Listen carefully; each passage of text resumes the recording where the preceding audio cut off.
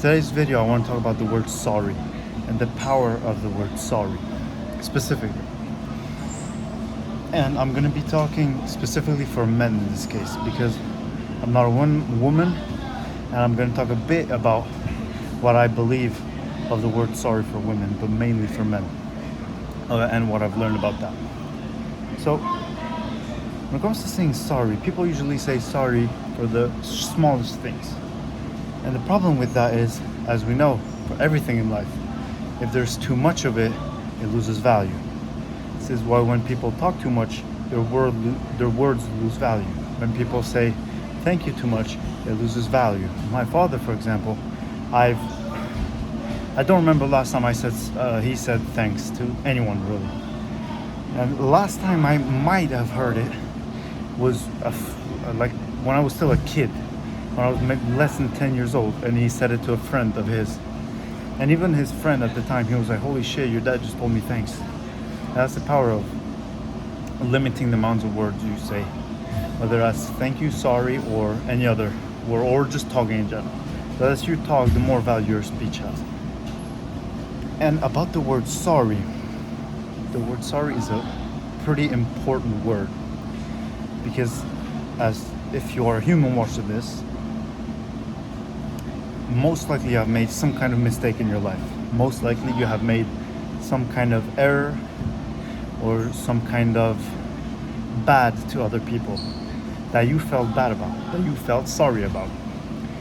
And you wanted to say sorry to that person or that religion or whatever it might be. I'm going to talk about people in general.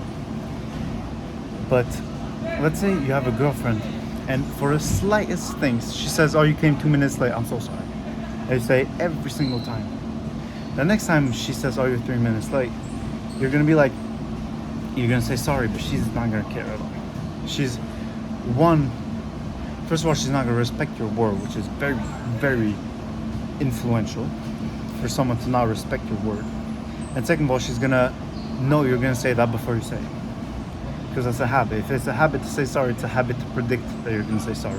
So it loses all value. And sorry is a word that you need to have value. If you've never said sorry a single time to a person in your entire life, and then one day you really fuck up, and you have the power to say sorry to that person, and it actually has meaning, that's a big difference to if it wouldn't have meaning because you say it too much. So when I hear people, especially in like shows, I know it's propaganda and stuff, but when I hear in shows like people saying, the actors saying sorry for the slightest things, that's something very, very,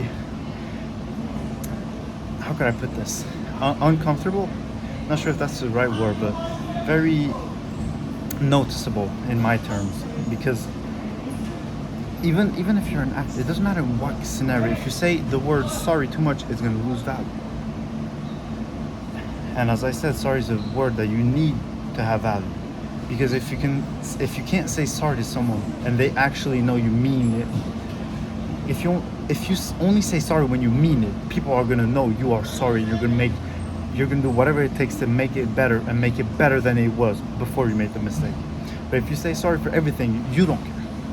That shows that you don't care. And that shows that other people are not going to care about your word. And so saying words like sorry, there's 3 specific words I hate: impossible, sorry, and try. Now the 3 words I hate the most that I can think of currently. I might make a video just after that about this. But lesson of the day: don't say the word sorry too much. Don't waste your words. Your words have value. Your words start with a base value, and the less you use them, the more value they get, as long as you don't say anything stupid, of course. And the more you say them, the less value they have, the more value they lose. Meaning that in important moments where you might need for people to listen and believe you, they will not. Why? Because you have used up all that belief that they had in you and your word, and you have wasted it on things that don't matter or unimportant.